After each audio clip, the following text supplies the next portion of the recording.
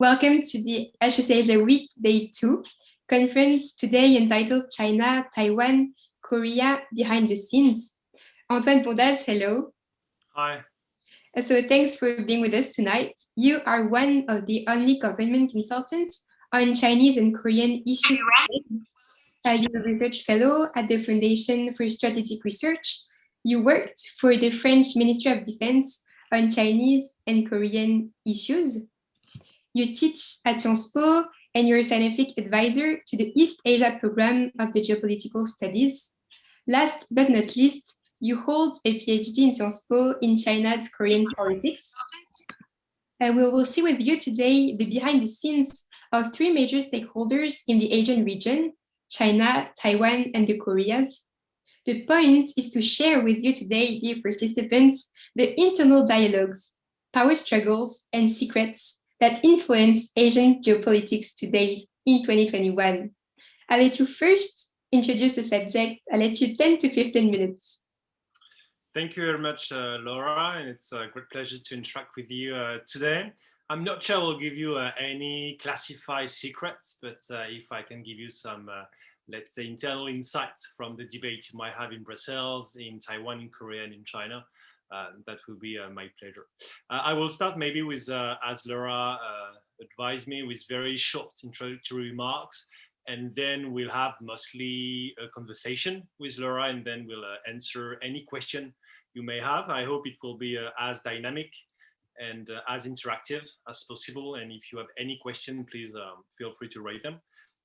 Before maybe focusing on China, Taiwan, and the two Koreas, I think it's quite important to focus on us, I would say, from a European perspective, and to provide maybe the latest developments in terms of European policy toward Asia. So first, there is a very, very big picture. You know, there have been a lot of debate recently with the new Biden administration on what should be the course of events for the European Union and the member state, because as you know very well, it might have some slight differences between Brussels' position and the different and respective position of the member states. And there has been actually a lot of debates about the new or the renewed cooperation and coordination in terms of transatlantic coordination and cooperation. One of the key debates for the experts and for some of the decision makers has been to what extent should we coordinate with the US? To what extent should the EU align with the US? And to answer the question in a very blunt way, I would tell you that there is no debate on whether we should align on the US, because this is not going to happen, and that's not the point. The EU position so far is very clear. That the position, as you know, and we will discuss it, I guess, later, of the strategic autonomy, etc., is not to align, neither on the US nor on China. But it does not mean, actually, that the EU will remain neutral and that the EU will never take side. The EU ambition and the EU policy is basically to take side either with the US or with China, depending on the issues. So the EU is, of course, not, again, the idea of having coalition that are based on key issues. And to be very clear, the EU will side much more with the US in terms of values, in terms of technological aspects, in terms of some trade issues, even though there are huge disagreements between Washington and Brussels. But once again, what is very clear, and this is a fake debate, is not whether the EU will create kind of a united front with the US against China. I think the answer, once again, has been very clear for most, if not all, the EU decision makers. But once again, not to remain neutral, not to remain perfectly, I would say, equidistant, because it has been one of the key words that the EU has been trying not to use. The EU will not stay equidistant. So that's, I would say, one of the first debate. And of course, we will discuss it later about the extent of the cooperation that is possible with the US, but also what is not possible. The second aspect, let's say, is whether the EU should move from an Asia-Pacific strategy to an Indo-Pacific strategy. So the key concept right now of Indo-Pacific is, to be clearly one of the big new concepts at the EU level that is being discussed. So as you may know, the Indo-Pacific concept is not really new.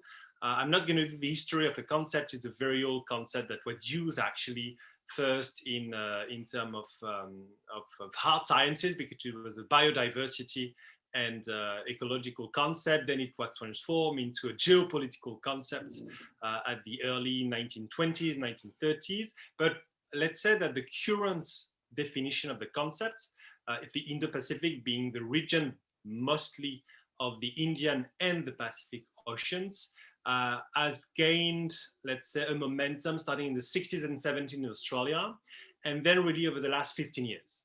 It was used indirectly by the Prime Minister Shinzo Abe during his first mandate at the end of the 2000s, when on a trip to India, he mentioned the confluence of two seas, the Pacific Ocean and the Indian Oceans.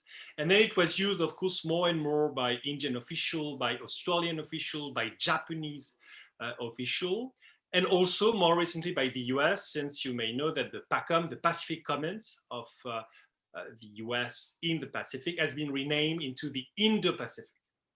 Following that, the French have followed, because they have presented a so-called Indo-Pacific strategy.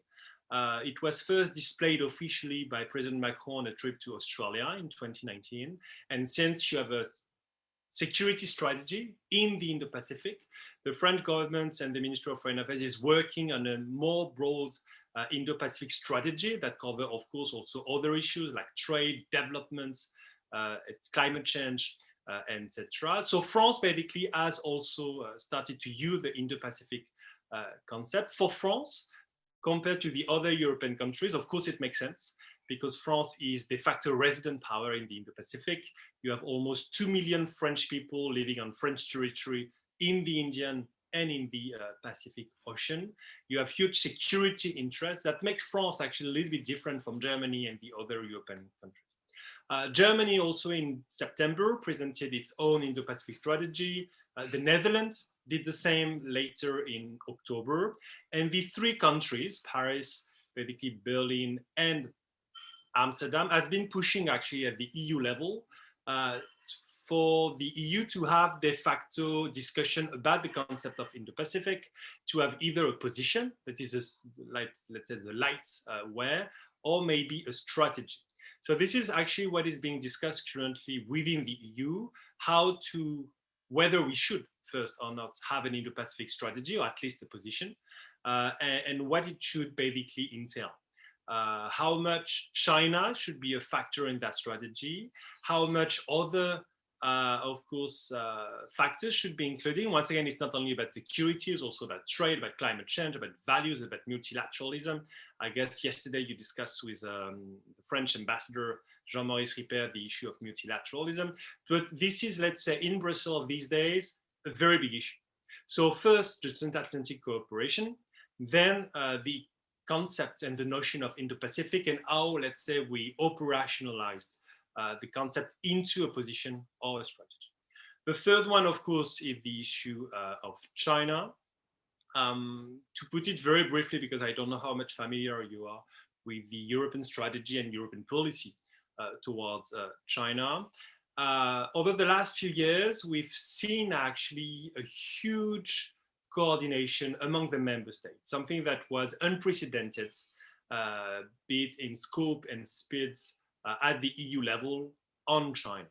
I think one of the, let's say, U-turn, or one of the very key events was 2016, when the Chinese company Midea bought the robot maker, the German one, KUKA. It was in 2016. It triggers something you might be familiar with, the investment screening mechanism that took actually several years to be discussed, then negotiated, then adopted. And it triggered actually, I would say, a wider awakening within Europe on the needs of a European unified strategy against China, or on China, more than against China. Another factor was, of course, the push from the US towards some of its partners and allies, especially in Eastern Europe, to be maybe more assertive on China. And it's not a coincidence if some of the first countries actually to have either initiate let's say, investigation on Huawei or took position on Huawei are some Eastern European countries, including Poland and the Baltic countries, etc. And then the third aspect, of course, and the third factor of this renewed European strategy was China itself. And Chinese renewed assertiveness, be it in the South China Sea, over Taiwan, over Hong Kong, of course, and that many issues we could discuss later. So it led actually to a much more coherent strategy from the European side. The term of reciprocity became one of the key words. And in 2019, in March or April 2019, a European outlook, strategic outlook was adopted. And it was a key document since China was labeled in it as a cooperation partner, as an economic competitor, and as a systemic rival. And the three aspects, the three actually classification of China are still the one being used by European officials. And so far, this is still the most important document published by the EU on China. The need for a very unified position on China was put on display early in 2019, if you remember, when President Macron invited Chancellor Merkel and the Commission President Juncker to Paris during Xi Jinping's state visit to France. Of course, he didn't have to do it because it was a bilateral visit, but it was actually a key message sent to the European that France was willing to have a much more unified and coherent China strategy. Since, of course, it has once again been reinforced. It was on display in late 2020 when the comprehensive agreement on investments was announced. So once again, as you may know, and we can discuss it, of course, later, because this is one of the burning issues these days, it's just so far still de facto being negotiated. There is an agreement, but it's not being voted yet. It will be at the end of the year, and it's of course not ratified neither.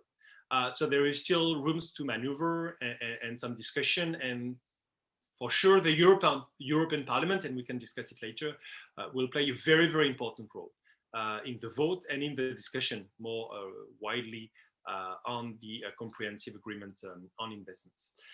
The idea, once again, was to show that the European Union and the member states can find a common ground and have a much more unified and coherent and cohesive strategy on China. Once again, it does not mean that the EU is going to bet its oath against China, or that the EU is going to just align with the US or with the UK, etc. But it means at least that there is more unity. And this is something very, very important, because China over the last few decades, like any other country actually, having interaction with the EU and negotiating with the EU, is willing, of course, to weaken the negotiation position of the EU. And if you can play on the divisions within the EU, is of course the best negotiation strategy.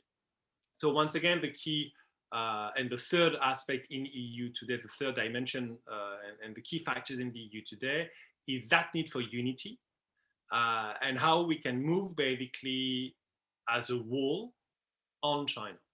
So I would say that these are the three main aspects of transatlantic coordination, the Indo-Pacific concept, and our relation with China that are really these days the three main factors and the three main issues that are being discussed in Brussels, but also in many, many of the European member states' capital cities. If now we move on some very briefly, because then I think we will start the discussion, to Taiwan, to the two Koreas, to the ASEAN, etc. Of course, these are all like very important bilateral relations for the EU, for sure. But clearly, China so far has remained the biggest piece. This is actually something that is very difficult on the political level, to know how you balance your relations among the different Asian key countries. To give you just very, very basic insights. When President Macron was elected in 2017 and became the French president, he was supposed to have a first presidential trip in Asia, in India. The key message was basically to see that if Asia was important, maybe not as important for the Europeans that it might be for the US. But if Asia was important, relationship with other countries than China were actually very important. To send the message basically that China was not the only Asian country and that we needed to nurture relation with other countries. For France to have and to display the relationship with India makes sense. We have excellent relations that have actually deepened a lot over the last few decades, and especially over the last few years. But at the end of the day, it did not happen this way. The trip to India was cancelled because of local elections in India in the end of 2017. And it ended up that President Macron visited China first in January 2018. So first, in terms of communication and image, the initial message that was basically that you had other countries than China, that China was important, but not the only important country in Asia. Of course, that message was weakened. The second aspect is that, of course, President Macron, during his first state visit to China, announced that he would visit China every year. He has never made such a promise with any other country since. And of course, it gives de facto a huge importance and huge visibility to China. And when you negotiate with China, to basically label that you will come back no matter what to China every year might not be the smartest strategy. Because once again, the initial objective that was to show that you have a balance in Asia and that we are trying to balance our relation with Asian countries was de facto not fulfilled, that key objective. So even in terms of political communication, let's say the chronology of visits, the way you communicate about them, etc., do have huge political consequences. Once again, it's not because of that you cannot, of course, have an impact of the French policy toward China, etc. But in terms of messaging, in terms of communication, this is something very important. And this is, and I would maybe conclude this very, very first short introduction on that. One of the dilemma of the EU today is how is the EU communicating on Asia? It might be paradoxical to many Europeans, but let's say that among the three key institutions of the EU, so the Council, the Commission, and the Parliament, I think the Parliament these days is the most active, is the most, let's say, proactive. It's one of the most visible. It's one of the boldest. And clearly on China, the debate you have right now within the European Parliament are very, very important. And I really invite you to follow either the Delegation for Relations with China or the AFET, so basically the Foreign Affairs Commission, or the Subcommission on Security and Defense. Many of their MEPs are discussing China, and some of the debate you can see in the Parliament, some of the position you can see at the Parliament might be actually the one that some member states, and at the end of the day, maybe the Commission, might take in the coming month or in the coming years on the issue of Xinjiang, on the issue of Hong Kong, on the issue of Taiwan, on the issue of the South China Sea, etc. I would say that the Parliament is much more in advance than what the member states are doing, and in advance, not in terms of progressive way or not. I would say like chronological speaking, in a way that the debate you have in the parliaments give you an idea of the debate that will be at the Commission level, at the Council level, and in the different member states. So really follow what the European Parliament is doing, because it is not only interesting, but it could give you also some insight about what might happen in some of the member states, be it on China and of course on other issues you might be interested in. Okay, thank you for this first introduction. We will spend 1 hour on our three topics, so China, Taiwan, and the Koreas. And then we will have 30 minutes for open questions. So feel free to ask any questions you may have in the chat as the conference goes. So first part, Taiwan. Let me first do a quick reminder of this unique actor. So successively Portuguese, Chinese, Japanese, and again Chinese, Taiwan has always been contested by many different powers, making it one of the hottest points of tension in the region. As of today, only 15 countries officially recognize Taiwan, the Republic of China, as a proper country, which is still considered a Chinese province by the Chinese government. Washington, despite its diplomatic relations with China, remains the most important military support to Taiwan. So first question, Antoine Bondaz, Taiwan and China, what are the dynamics to come? Do you think the reunification between China and Taiwan is a question of years, decades, or will never happen? Thank you. So I would start maybe in terms of wording. We need to be very careful in whether we talk about like reunification, Taiwan as a province of China, etc. Very basic aspect. When the PRC, so the People Republic of China, talk about reunification, it is in itself a problem because the PRC has never been controlling Taiwan. And it's not, of course, a coincidence if Taiwan is ruled de facto by the political system called the Republic of China.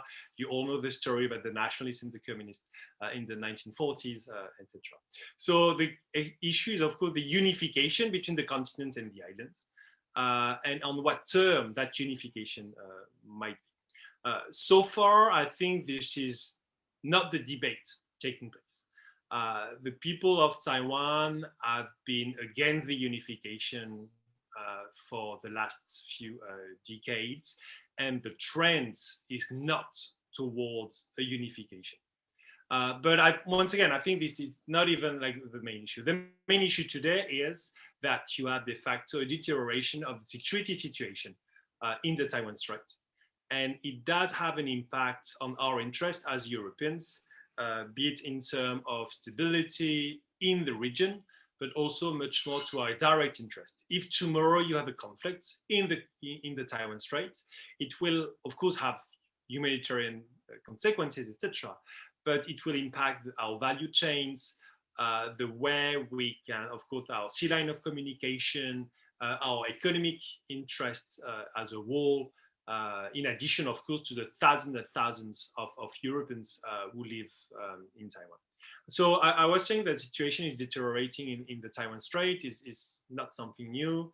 The current dynamic, let's say, started more than 4 years ago when President Tsai Ing-wen from the DPP, so the Progressive, was elected. So it was in early 2016.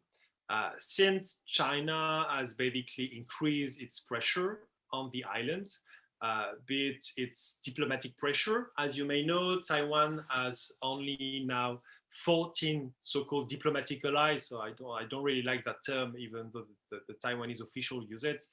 So Taiwan has de facto diplomatic relations with 14 countries plus the Vatican.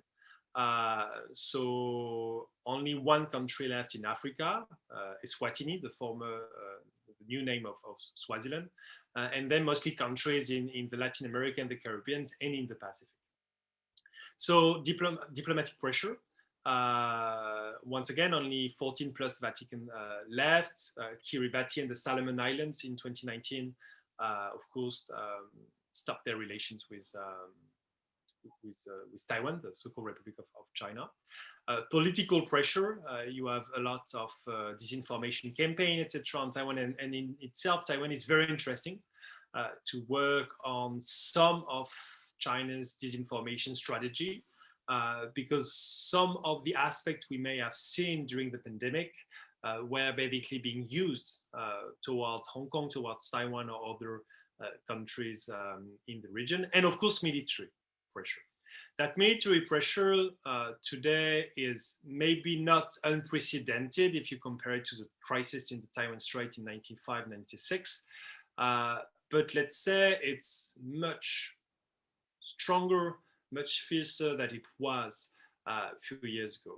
One of the examples is the so-called ADIZ, so the aerial defense identification zone around Taiwan.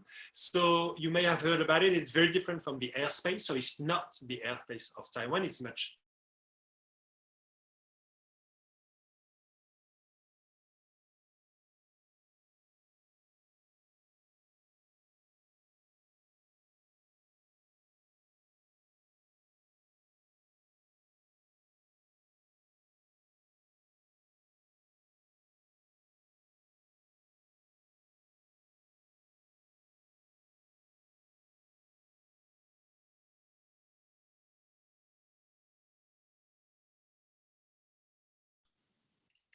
Antoine Bondaz, il me semble qu'on vous a perdu. Je ne sais pas si vous nous entendez.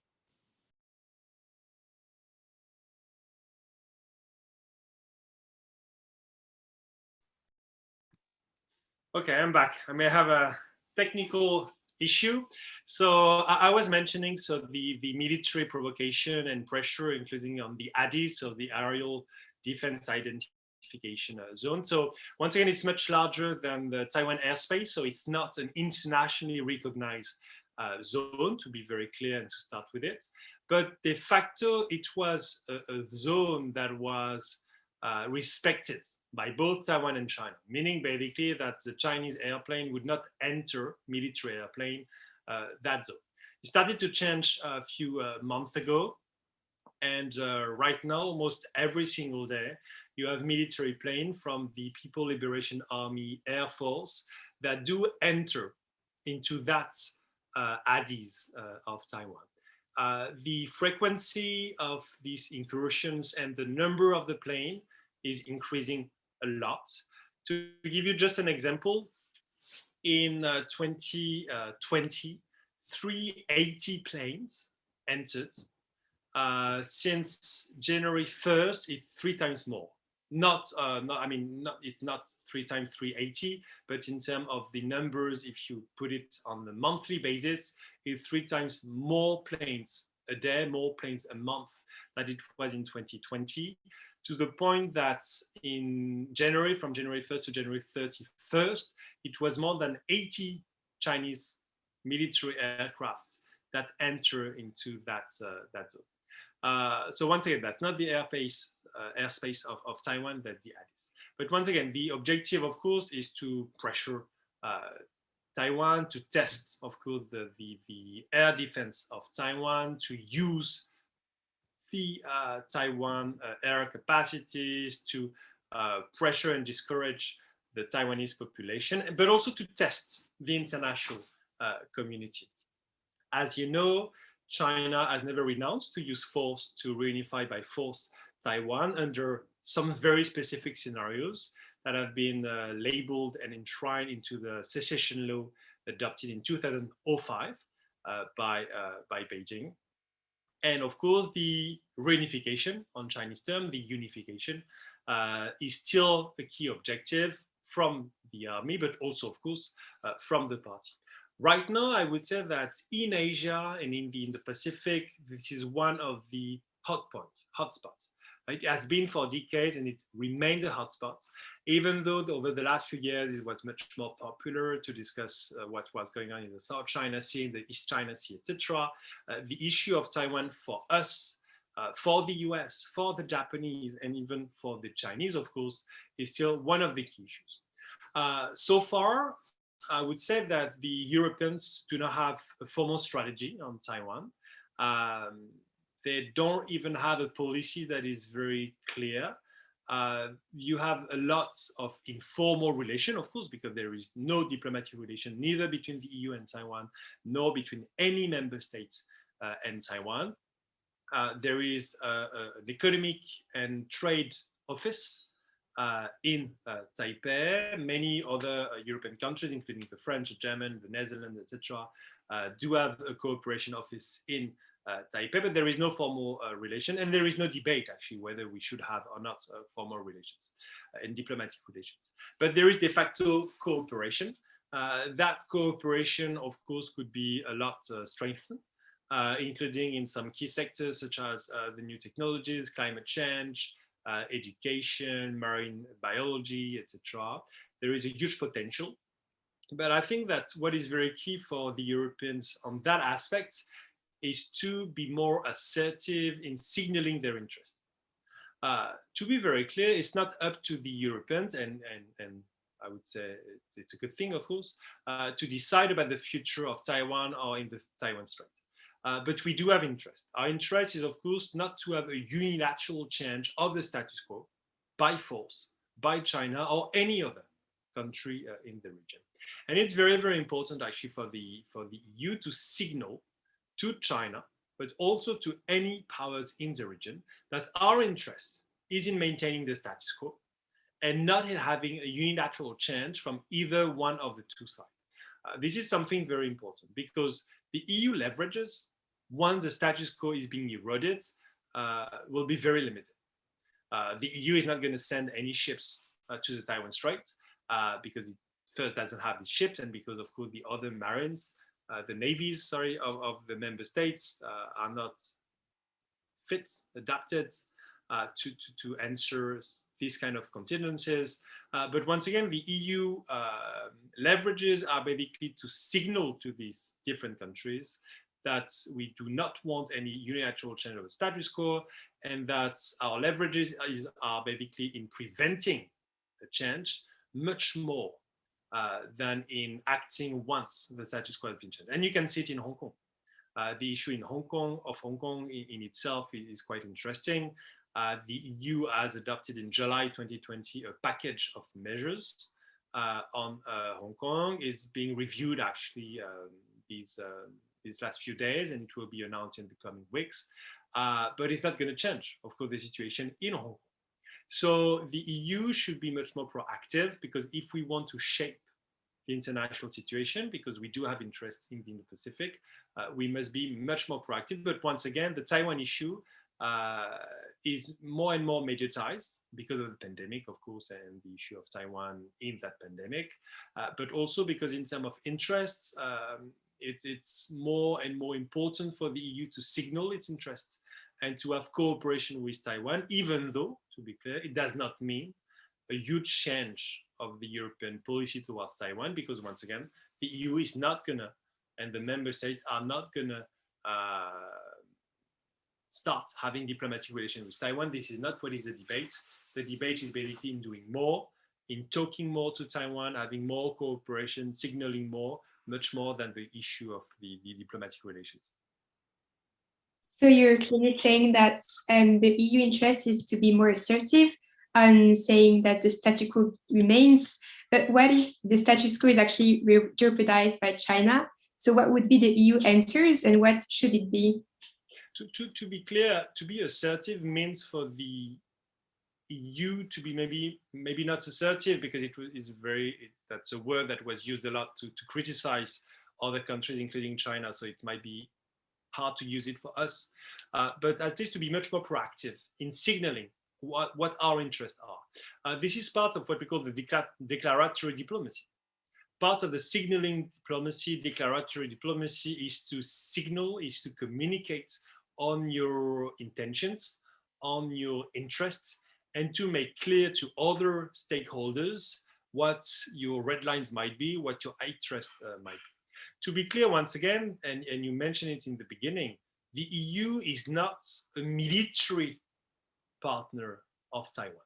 It might be a security partner in non-traditional security aspect, maritime security, economic security, etc.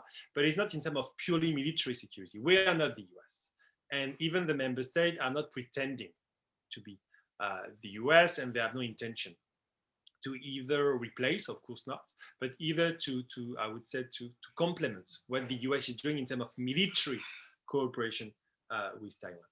So our interest is basically, because we have very limited leverages, to avoid the status quo for being changed, unilaterally changed. Once the status quo is being changed, for example, if tomorrow you have a blockade around Taiwan by the PLA Navy and Air Force, etc., it will be very difficult for the EU to act.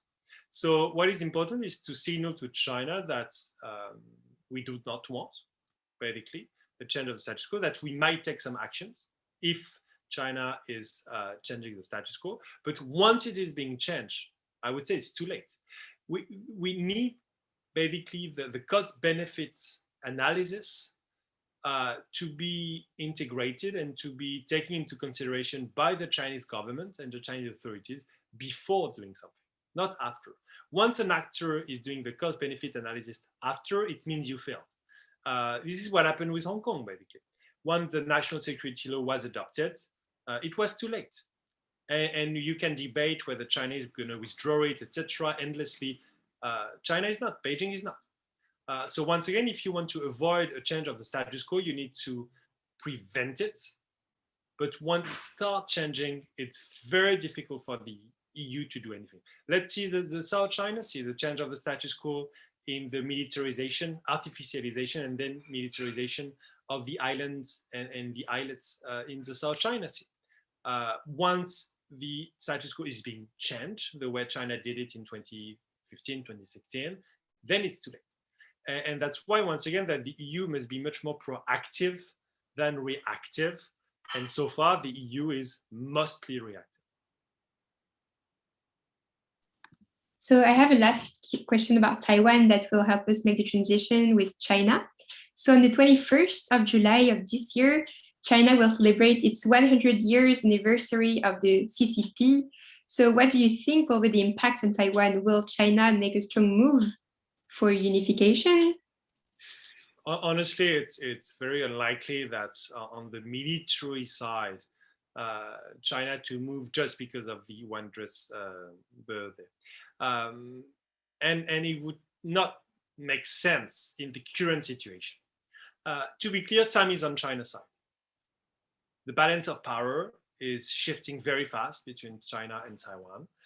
To give you just one example, if you take the military expenditures in China and Taiwan, between 1999 and 2019, it's increased from 40 billion US dollars to 265 billion US dollars in China. In Taiwan, it stagnated around 10 to 15 billion dollars. So the dynamic is on China's side. The economic aspect, the military aspect, the international support is de facto on China's side. So time is on their side. So it doesn't make sense to rush it. It makes sense, of course, to avoid the independence of Taiwan, something that frightened de facto the Chinese in the early 2000s when President Choi Shu-bian was the president of Taiwan. But right now, let's say, to put it very simple, over the last 15 years, China has been very successful in deterring, both with economic but also military means, Taiwan from declaring its formal independence, even though it's de facto a state.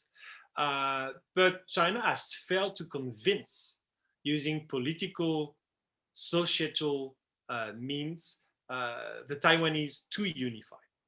And you have actually this kind of dichotomy in which Taiwan de facto is prevented from declaring formally its independence, but in which the Taiwanese society is more opposed to unification than ever before, or at least ever over the last few decades.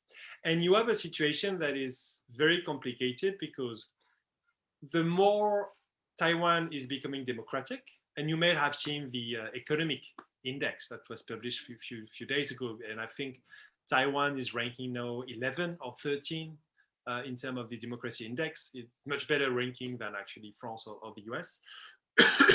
So Taiwan is growing more and more democratic, sharing, we are sharing common values with Taiwan, etc., including the democratic system, of course, etc. And at the same time, the pressure on Taiwan is increasing. And the balance is becoming more and more defavorable to Taiwan and to the Taiwanese society. And this is actually the dilemma that Taiwan is facing. And in that dilemma, you need to make sure that the let's say, the like-minded countries are here at least to signal to China that we're against the change of the status quo, unilateral, and that we can directly or indirectly, publicly or not, in a big way or not, support Taiwan if they need to. Once again, I'm not saying that, like, oh, let's have diplomatic relations, let's change completely our policy and let's send troops to Taiwan. Of course, it's not what I'm saying, but that our interest, once again, is to have more cooperation with Taiwan. Awesome. So we're now going to move to the second part, China. First question, very general. So what do you think Xi Jinping has in mind? We know his thoughts belong now to the CCP chart since 2017, next to Mao and Deng Xiaoping. With the One Belt, One Road project, he tries to compete with the current multilateralism system. So what are really Chinese ambitions and how far they want to go? So that's a very good question. I know that François Bougon from Mediapart, he used to be the head of, he used to work at Le Monde, wrote a book on what is in the mind of Xi Jinping. I would tell you that I have no idea. The only thing we are sure of are the plan, the long-term plan, the 5 years plan, and the longer one that China is presenting. Is what we have the speeches from Xi Jinping and the other Central Committee officials on the long-term objective of China towards 2049 and the centenary of the PRC. But what in Xi Jinping's mind, we have no idea. What is sure is the I would say the very basic situation is Chinese capacities and the Chinese government capacities are increasing very fast. I gave you some figures on the military expenditures. If you take, of course, the GDP, etc., that's quite similar.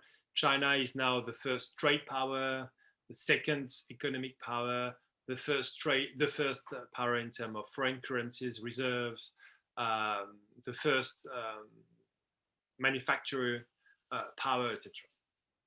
These, of course, growing capacities are linked and are associated with growing ambitions. And that's normal. Any rising power has rising ambition and rising needs.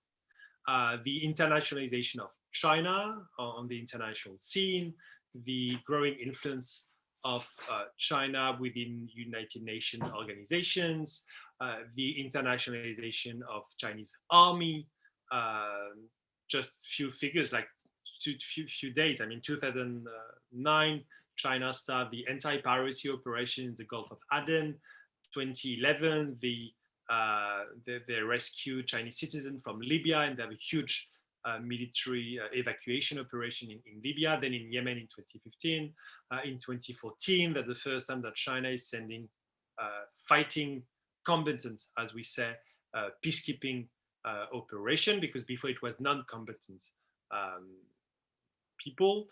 All of that of 2017 with the Djibouti, the military base in Djibouti, all of these aspects show that you have growing needs, growing priorities for the Chinese. And that's very normal because they have to secure their, of course, imports. They have to secure their growing economic interests abroad. They have to secure Chinese citizens being abroad, being like, of course, students, but also businessmen, tourists, etc.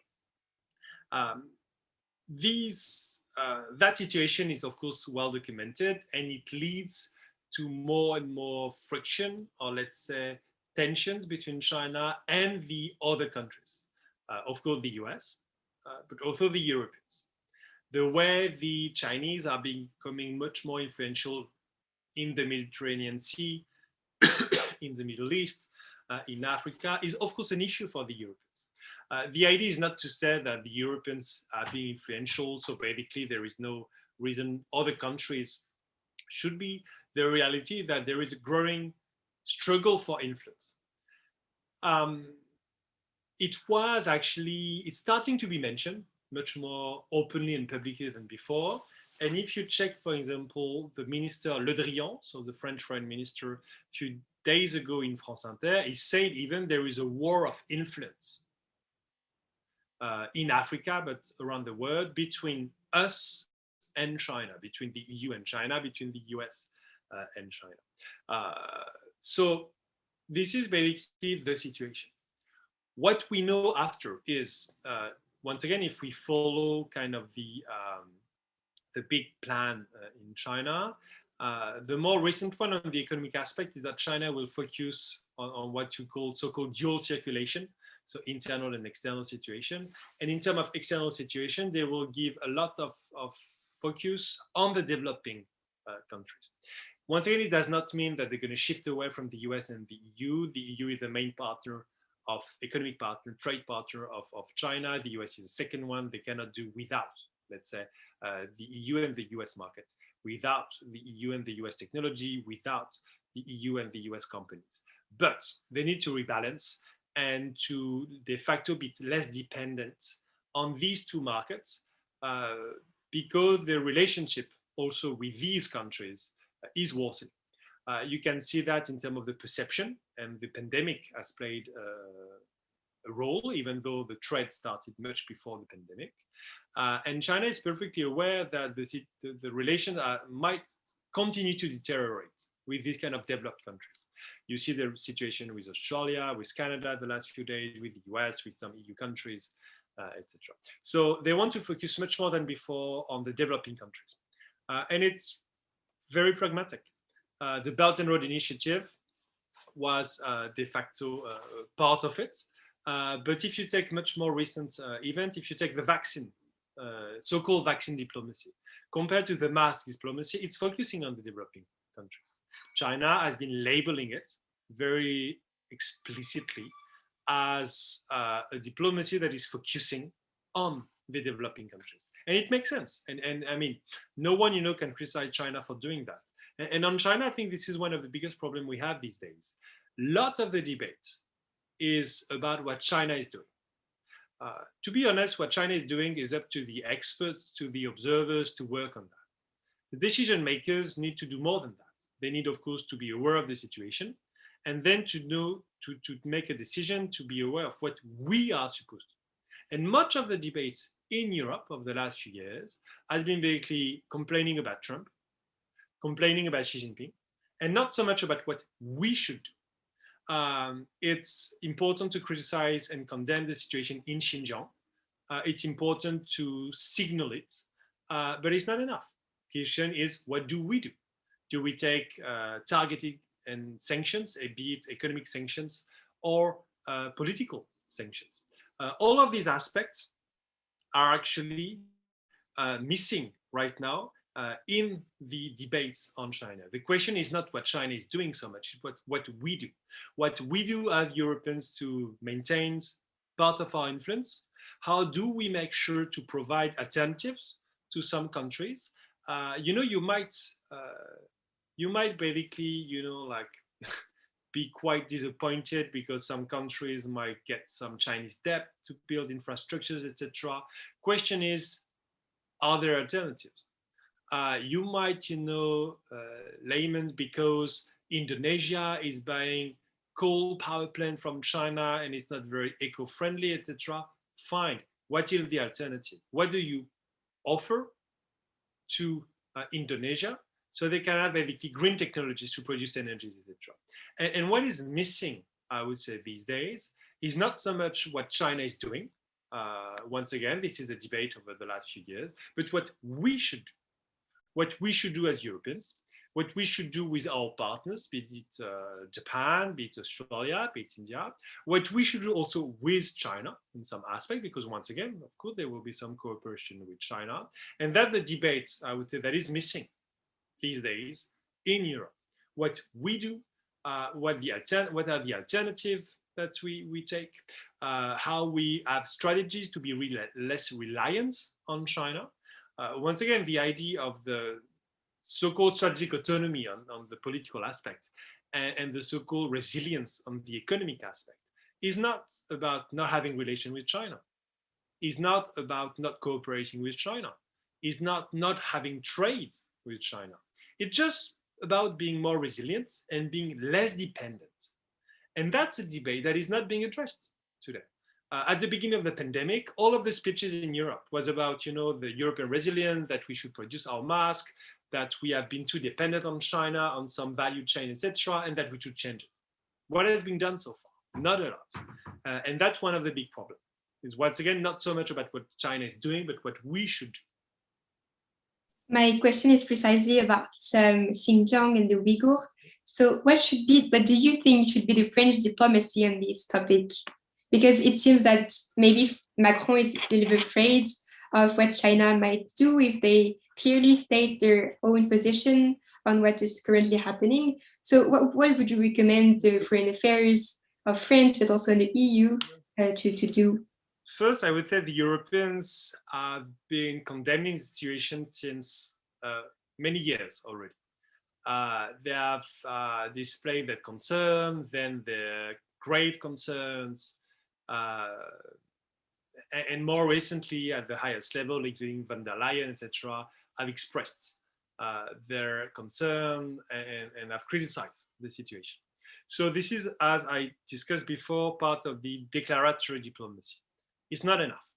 It's not enough because if there are ostensible human rights violations in Xinjiang, if we are even wondering whether we could describe it, qualify it as a genocide, and genocide, of course, is not a very light term. It refers, of course, to the Convention on the Prevention and the Fight Against the Genocide from 1948. So it's not just an accusation, it's something kind of almost legal. I mean, it is illegal. So that the US are using now, that the Canadian Parliament has been using yesterday, because they have voted yesterday about it. And on this aspect, very clearly. First, declaratory diplomacy is the first step, but it's not enough. If you consider there are human rights violations, the quick question is, what do we do? To ask China to accept a visit from the High Commissioner on Human Rights, Michelle Bachelet, is not enough, because of course it's not going to change anything. If we are to take sanctions, then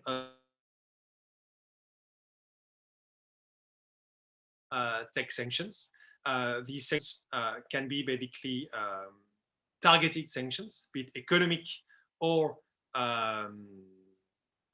political sanctions. The economic sanctions basically are okay.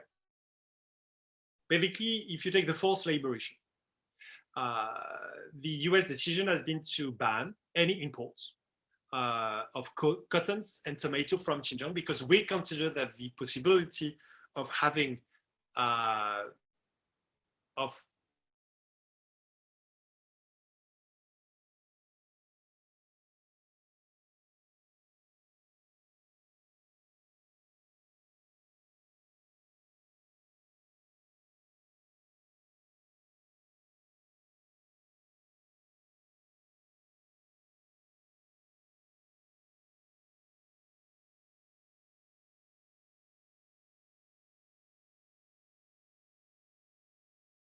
okay, it's like every 30 minutes I get disconnected. So basically, I was mentioning the sanctions. If you consider there are huge and clear and credible human rights violation, then you need to take some actions. The actions are not, once again, against China, like non-discriminatory sanctions, etc. The idea is to have targeted sanctions. Targeted sanction can be against any companies, be it Chinese companies or European companies, that benefit directly or indirectly from forced labor. If in some key sectors like cotton or tomato, I was mentioning the US before, you consider that the possibility of having forced labor in it is very high, then you can have a ban on these kind of imports or goods using, once again, products coming from Xinjiang that are likely to use forced labor. The political sanctions are much more about targeting the people that are considered as responsible for the violations in Xinjiang, be it the governor of the province, be it the head of the Ministry of State Security in the province, etc. So basically the security apparatus that is linked to these human rights violations. The problem of the European Union so far is that they have been very outspoken, but in terms of measures and action, they have done very little. We do not miss the instruments and the tools. What we miss is the political willingness and the unity at the EU level to take these measures. Because once again, it doesn't make sense to take them at the national level. Either you take them at the EU level or you do not take them. And so far, it has been the biggest problem. On the very issue, because I think you've discussed it over the last few weeks and months, about the forced labor. The forced labor in Xinjiang, sorry, and the comprehensive agreement on the investments. Because you know there have been a debate whether the agreement is addressing the forced labor issue enough, etc. To be very blunt, the CAI is not going to change anything. China has not acknowledged forced labor in China. China has not acknowledged forced labor in Xinjiang. China has just committed to ratify some of the convention that it signed a few years ago and has not ratified yet. And second, China has committed to, I quote, work toward the ratification of two specific conventions, the 29 and the 105, that address from the International Labour Organization, that address the forced labor. It means that China will not sign them. And the leverages we have to force China to sign them and ratify them are very limited. First, of course, you cannot force a sovereign country to sign any international treaty. So that's very like basic legal procedure. Second, on the political aspect, political incentives. The biggest problem we have is that some countries that are very close to the EU, that are some of our main trade partners, have not ratified this convention. Korea has not ratified neither the 29 nor the 105. Japan has not ratified one of the two, and the US none the other one. So basically, politically, it's very hard to go to the Chinese diplomat and tell them you should sign, because the main argument they're going to use is first, there is no labor, forced labor in China, and second, of course, is but how come your Korean partners, with which you have a free trade agreement, your Japanese partners, and the EU American partners have not ratified it? So you see, it really limits actually the leverages we may have. It does not mean we don't have tools and instruments, but it means that thinking that just the comprehensive agreement on investment is going to solve everything, etc. I think it's a political fantasy, unfortunately, because of course we all want the situation to improve. Awesome. We need to move on to Korea because we're running a bit late and we have a lot of questions in the chat. So North and South Korea, what's the current mood? Okay, to put it very briefly, you've seen, of course, a kind of rapprochement in 2018 between North and South Korea that led to the 3 inter-Korean summits. The first one in Panmunjom, the second one, very short one in Panmunjom, if you remember, and then in Pyongyang. The situation today is not very optimistic for a very simple reason. There is these days no trade, no dialogue, and no cooperation at all between the two Koreas. It's not because South Korea is not offering. South Korea is willing to provide, like, say, health assistance to North Korea in the event of the pandemic, of course, etc. Is willing to have some dialogue, but North Korea is refusing. North Korea, of course, is betting mostly on the resumption of the negotiation with the US, but it's clearly not a US priority these days, for one simple reason.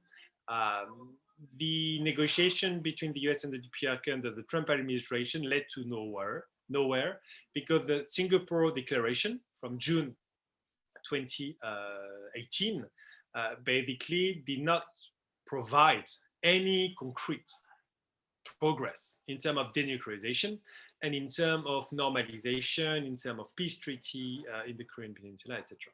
So the situation between the two Koreas is very tense. And the situation might change depending mostly on the US DPRK relation. That is, I would say today, the key variable. Does it mean that the EU has no leverage? I do believe the EU has leverage. I worked actually on that issue, and I was asked actually a year ago to actually work on what the EU could do on North Korea. The same way I'm talking to you, I'm sending you the very long paper. So if you are interested in North Korea and what the EU can do in North Korea, that's a policy recommendation paper. So basically, that mostly policy recommendation on what the EU should do. But once again, the situation is very tense. There has been no long-range tests from the North Korean side. Neither long-range test nor nuclear test since 2017. Yet the nuclear and the ballistic programs are, of course, ongoing. North Korea has tested in 2019 the highest number of missiles ever. It was short range, but it was still missile. It's still a violation of the United Nations Security Council resolutions. And so far, there is no progress. So we are in a deadlock. I mean, there is a deadlock. We're in a dead end in the Korean Peninsula so far. And both on the denuclearization and the improvement of relations between the two Koreas, where here there is no real progress. I have a precise questions on DPRK. So what games are really playing the North Koreans? What are their short and long-term strategy? So at the same time as they provoke their neighbors, sending military missiles, they regularly cyber attack other countries. So for example, last news from Le Monde, North Korea stole $300 million in cryptocurrency. So, but at the same time, they seem to not have enough food for their own population. So what are they actually doing? North Korea is a very complicated situation, be it on the political and the economic level. Kim Jong-un, as the no-label secretary of the party, Secretary General of the party, of course, need to maintain the political system, need to maintain what is some of the strength of the system and of his leadership, being partly the nuclear weapons, and at the same time develop the economy. And to do both is so far almost impossible because the international sanctions are, of course, limiting considerably the extent to what North Korea can develop. So these sanctions are not fully implemented. China is not respecting all of them, like the oil embargo, etc. North Korea is violating directly some of them, like what we call the ship-to-ship oil transfer, the ship-to-ship coal transfer, so violating once again the sanctions. But North Korea has very limited capacities, and its economic development is, of course, impeded a lot by the international sanctions. And the international sanctions are, of course, a response to its nuclear program. On the EU aspect, situation right now is quite complicated. There are almost no more European diplomats in North Korea. Normally, you have only 7 European embassies, EU member state embassies in North Korea, plus the French, because there is a cooperation office. All of the ambassadors left last year because of COVID. Maybe the Polish embassy is still open, but the ambassador is no longer there. But the Swedish, the German, the British before embassy are all closed. So that's actually a key problem. And when you do international negotiation, the COVID do have impact. In a very concrete way, North Korea is not negotiating on Zoom. North Korea is not doing e-conferences or e-negotiations. And because of the pandemic, North Korean diplomats do not go out of the country, and international negotiations cannot get in. So it means that today it's very complicated for North Korea to negotiate anything with the Americans, with the Europeans, etc. Some of the interaction we had in Europe with some North Korean officials coming from Pyongyang are no longer because of, once again, of the COVID. So once again, you are in a very complicated situation in which the economic situation is complicating in North Korea. It's completely different from the 1990s. Clearly, I mean, we are not, there are no starvation anymore in North Korea, etc. There is, of course, some malnourishment, etc., but malnutrition. But there is no starvation like in the 1990s. But once again, the situation is stuck. Negotiations are stuck. The sanctions and the COVID are making everything more complicated. And it's quite hard to be very optimistic about the coming weeks and the coming months. Awesome. So we'll now move to the question from the chat. First question by Aditya. So what are the practical disadvantages the average people face in Taiwan due to the lack of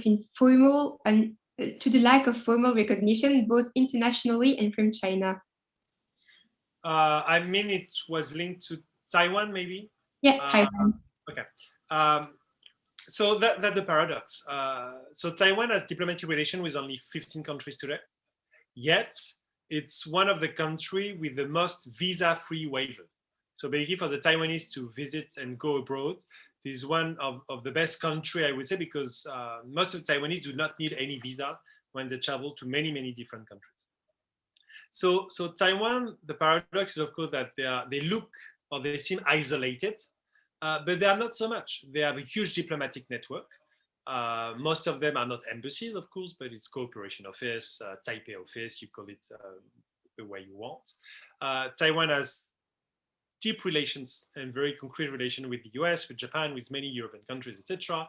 So I would say that for the Taiwanese in their everyday life, that's not a big deal to travel, etc. It becomes a big deal on some very practical issues. The pandemic, of course, has highlighted it. Taiwan not being part of World Health Organization. So, of course, it limits some form of multilateral cooperation. But one of the key solutions is if you expect Taiwan to be a member of the international organization to work on technical issues with Taiwan, it's not going to happen. So you need to find new formats, multilateral formats, in which you have de facto cooperation with Taiwan that is outside the scope of the international and existing organization, because once again, there are huge political limitations. But once again, on the disadvantages the average people face, I mean, as a French, as an American, as a Japanese, you can travel to Taiwan quite easily. You can find a job to Taiwan. I think they have even like vacances travail, like the work visa, work holiday visa, this kind of stuff, with more than 20 countries, etc. I mean, you can go study in Taiwan. So even though there are huge political issues in the everyday life, I would say these problems are not as acute as on the political aspect. Thank you. Second question, also on Taiwan by Bian. Wouldn't it be the best signal to recognize Taiwan's independence? Keeping the status quo the way it is will only delay the whole issue. So the Taiwan independence issue is an issue, I would say, in itself. Taiwan so far is de facto, as I say, independent. Taiwan is de facto a state. I mean, you have a political system. It's called the Republic of China. You have a territory. You have a population. You have borders, etc. So if you take the Montevideo Convention, like what we use sometimes to define what is a state or what is not, Taiwan is a state. It's not because you are not recognized or not a member of the UN that you are not a state. De facto, let's look at Kosovo. Kosovo is not part of the UN. Yet Kosovo is recognized by almost 95 countries and UN member states. So Taiwan is kind of in a gray zone, de facto.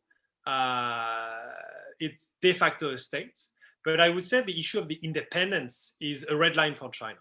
China considers through its One China principle and policy that there is only, I mean, I'm not going to do the course and the lesson on China and Taiwan, but basically the independence is a red line. That's why the anti-secession law was adopted in 2005. And even in Taiwan today, there is no discussion whether Taiwan should basically ask for the membership at the UN. It was a debate 15 years ago. It was a debate whether they should have a referendum on the Taiwan formal independence, etc. Right now, the situation is basically Taiwan is de facto independence. Taiwan has no diplomatic relation with most of the countries, but the status quo is fine.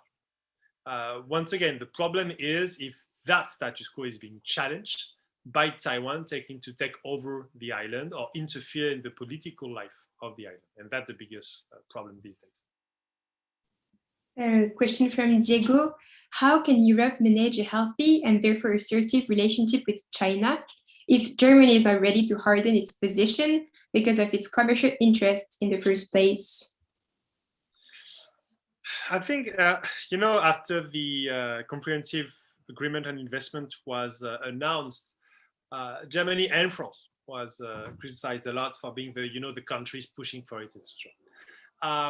For sure, German companies have huge interest in China. If you take Volkswagen, of course, it's their biggest market. If you take like many other big companies, Siemens, etc., of course, they are very influential.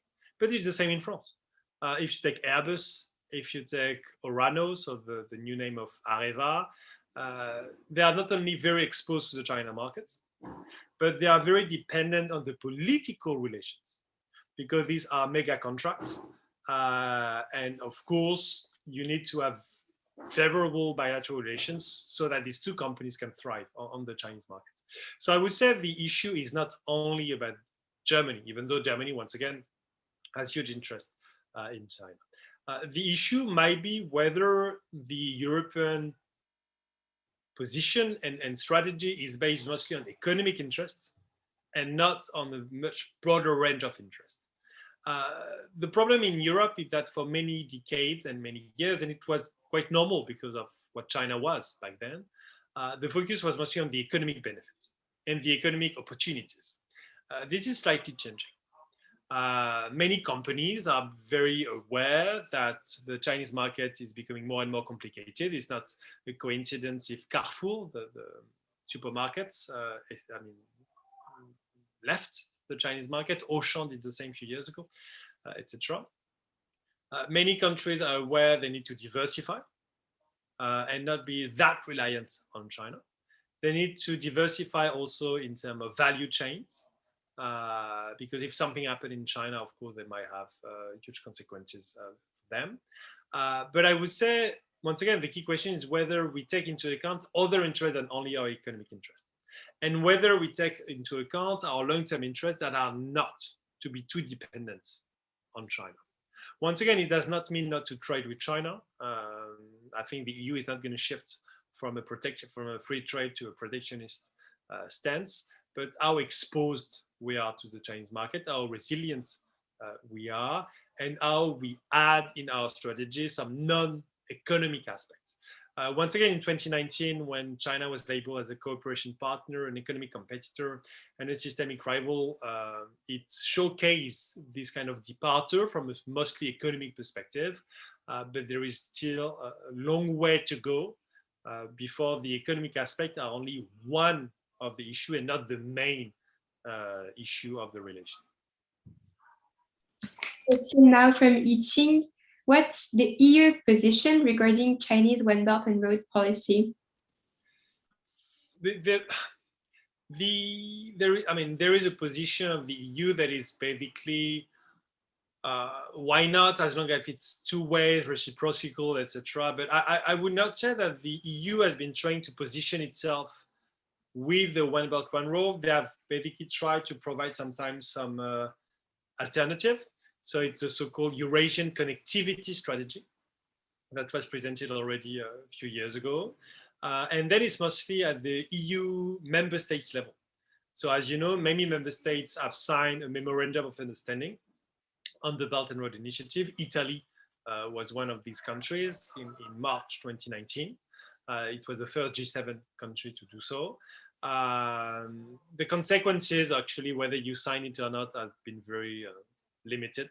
And Italy, I would say, did not get more benefit than other countries, even though they signed it. So I would say there is no real position of the EU on the Belt and Road Initiative. There is a position on the EU investment, on the Chinese investment in Europe. These investments in Europe have declined a lot over the last few years. I think the peak was in 2016 or 2017, when it was more than 30 billion euros. Right now, it's less than 10 billion in 2019. So there is much less Chinese investments than before. These Chinese investments are quite limited compared to other countries.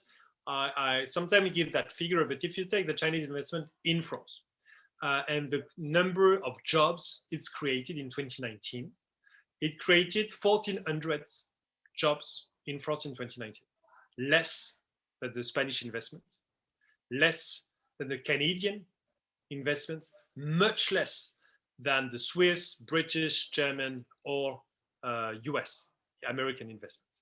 Yet, we all talk about the Chinese investment. When you talk and discuss with French MPs, they all focus on Chinese investments. The reality that Chinese investments are limited. They are much more limited now than a few years ago. And they are much less important than investment from other countries that we should maybe focus a bit more, like Germany, like US, like Switzerland, etc. So I think these Chinese investments are one of the issues. But on the Belt and Road Initiative in itself, it was a little bit a few years ago, but not really anymore. Awesome. Bian asks, is the time really on the Chinese side in regards to their major demographic challenges? How can they manage this in the future while keeping up with their international ambitions? So clearly it's not. It's not on their side. I mentioned it on the Taiwan-China issue because Taiwanese population is also aging. So, I mean, it's not maybe as fast as the Chinese one, but it's also aging. The demographic challenge is a very big one in China. As you know, the one child policy was amended in 2015 to try to increase the fertility rate in China. So far, it's very low. It's one of the lowest. It's not as low as Japan or South Korea. South Korea is one of the lowest, but it's very low. And if you go to big cities, Beijing, Shanghai, etc., it's very concerning. So the fertility rate is low. The aging of the population is a reality. And it's becoming a big problem for China. The size of the population that is working is also shrinking since a few years ago. And even though the population has not started to shrink, the population in age to work has started already to shrink. So this is a huge problem. It has huge consequences also for, of course, the potential growth of China to its military forces, etc. And if you compare it to the US, that's a big difference. I think if you compare the population age 15 to 25 in China, in the US in the next 20 or 30 years, it will stagnate in the US. It will be divided by 2 in China. So this has huge stake for the Chinese. And it's actually something that might limit, once again, the potential of growth. And if you take some very serious economic studies on China and the potential growth of China, this demographic aspect are actually one of the main reasons why Chinese growth will keep slowing down over the last few decades. And that's, once again, yeah, of course, a huge issue. How they can manage it? They are trying, of course, to have a much more natalist, let's say, policy. But once again, the situation is very complicated. Some other countries in the region, Japan and South Korea, has been facing the same issue for a much more longer time, and they have not been able so far to address it effectively. So I think Chinese strategists are very, very concerned about the current trend, because once again, there is no sign of inverting that trend in the coming years. Okay. Hugh asks, has China's aggressive policy and the global change of power outdated the way EU is interacting with other countries? And then shouldn't we begin to retaliate in kind by being more aggressive, like sanctions, and getting closer to Korea, Japan, Taiwan, Vietnam, to face China's increasingly aggressive policy in the next 3 decades? You know, one of the key ambitions of the French presidency in the first semester of 2022 is to put forward the concept of powerful Europe, Europe puissante, Europe de la puissance. Europeans, for many years, have not been considered as a credible actor on the international scene outside of the economic aspects because of its lack, I would say, of unity, and because of the absence of a stronger policy on the security aspects and on other issues. If the EU want to be respected, reciprocity first must be one of the key concepts put forward by the EU. The question is no longer to ask for reciprocity, but to impose reciprocity when we can and when we have to. The situation basically on the comprehensive agreements on the investments is the question of reciprocity. One of the debate is, okay, if China does not implement the deal, if the deal is voted and agreed, and voted and ratified, and if China is not implementing the deal, what should we do? And many are just saying that, oh, so we should, if China is not implementing the deal, we do not implement the deal, that's all. But we should go much further than that. It's about the opening of the market. Our market is open to the Chinese company, most of it. and the reciprocity is not true. If China is not opening its markets according to the CAI that was agreed, then not only we should not respect the CAI, but we should close our markets. And that's something basically the opening or the closure of the markets, of the European market, that is not being used so far by the EU as a leverage and as an instrument. So that basically one first instrument that can be used. The second one, of course, is that in terms of unity, that if China is taking some sanction against one of the member states, to make sure that you have a unified answer and that all of the member states will take countermeasures. That's something very important. So far, China has been, once again, I discussed it before, very smart, and like any other country, it's quite normal, in trying to divide the EU and the member states. We need to make sure these days that if China takes sanctions against Czech Republic, against Sweden, for whatever reason, it will not be a Swedish or a Czech countermeasure, it will be a European one. That's, and from the size of the markets and from the unity, that the only way basically the EU can be not more aggressive, I would say, but at least more assertive or more proactive. And once again, we have many tools that are not being used so far for political reasons, not because they do not exist, but because there is not the political will, either by some member states or by all the member states sometimes to use them. A last question from Mathilde. I think it was on the China part. Regarding the dynamics you described, what can be the role of multilateralist organization or regional integration organs in the region? So I would also link it to the question before, because you mentioned the like-minded, let's say, Australia, Japan, etc. Two things. First, multilateralism is one of the strengths of the EU. The EU alone cannot do a lot.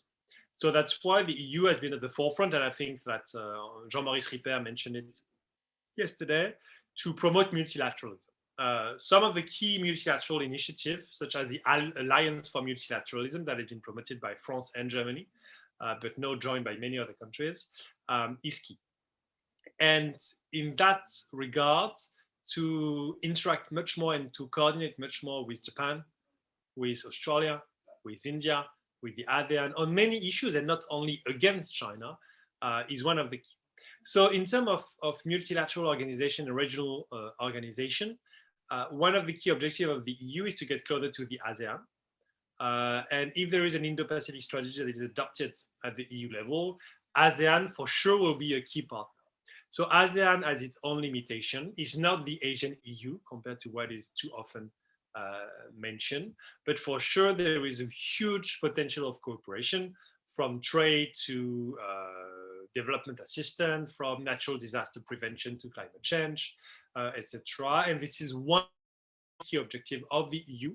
I really invite you to read a paper that is published every year by the EU.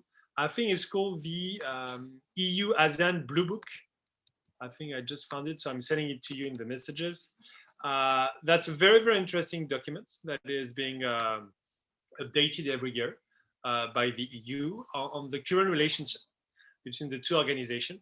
And that's a very, very valuable document. But once again, for the EU, it makes sense, of course, any international organization, any regional forum that can be strengthened is in the interest of the EU as an international organization and as a political entity that is dependent now and in the coming years on multilateralism. Awesome. It's now 7:27, so I let you 3 minutes to conclude this conference. 10 minutes? But, I mean, 1 minute? I mean, maybe if you have one more question, but once again, I think what is very important, and I will be very brief, is of course, what is happening in Asia is important. I will paraphrase the former US Secretary of State, John Hay, that used to say more than 1 century ago, the Mediterranean Sea is the ocean of the past, the Atlantic is the ocean of the present, and the Pacific is the ocean of the future. We are in the future now, let's say, and the Pacific Ocean, the Indo-Pacific, is and will be much more in the coming years the center of gravity in terms of economy, in terms of security, etc. So first and foremost, it's very important to focus on the Indo-Pacific, to have experience. And of course, if during your study in HSC, during your internship, etc., you can go over there, of course, go there. This is what we tell to our Sciences Po students, and this is what we tell to, of course, any students. The second aspect is, once again, it's very good to, not very good, but I mean, it's interesting to criticize China, to study China, etc. That's part of my job, etc. But it's not enough. When you work on these issues, what you have to do is political recommendation that are implementable, that are effective. And once again, the key question is not what China is doing. It's important, of course, but what we are doing. It's not so much to know what the Chinese companies are doing, but what our European, American, Japanese company can do. And that's something, once again, that is missing in the debate. So there is a rising debate in Europe. It's a bit late in France. It should happen maybe in 2022 during the presidential, and China maybe for the first time in the history of the Fifth Republic will be one of the issues that could be discussed during the presidential campaign. I'm not sure. But once again, what should be the focus in the coming years is what we do. Not against China, once again, it's not for or against China, it's what we do to promote our interest, what we do with China and the other countries in the region, and mostly in relation to these other countries, how do we provide alternatives so that countries do not have to choose either between China and the US, but can have some, let's say, a third way, or at least other ways to follow. And once again, on this aspect, in terms of infrastructures, etc., the EU can do a lot and has a very key role to play. Awesome. So it sounds like it's the end of the conference. Thank you very much, Antoine, for talking with us about these very important issues. Thank you to all participants here, and thank you to everybody. Thank you very much. Congratulations on the HSC Asia Week. That's a very, very interesting initiative, and I hope you will have other interesting conferences. I know you had Jean-Maurice Ripper yesterday. I know you can have some other people in the coming days, so enjoy them. And if you need to reach me for whatever reason, I mean, you can easily find me on the social network, on the internet, etc. Awesome. Have a good day. Good evening. Thank you. Bye. Thank you. Thank you. Thanks. Bye. Bye. Thanks. Bye.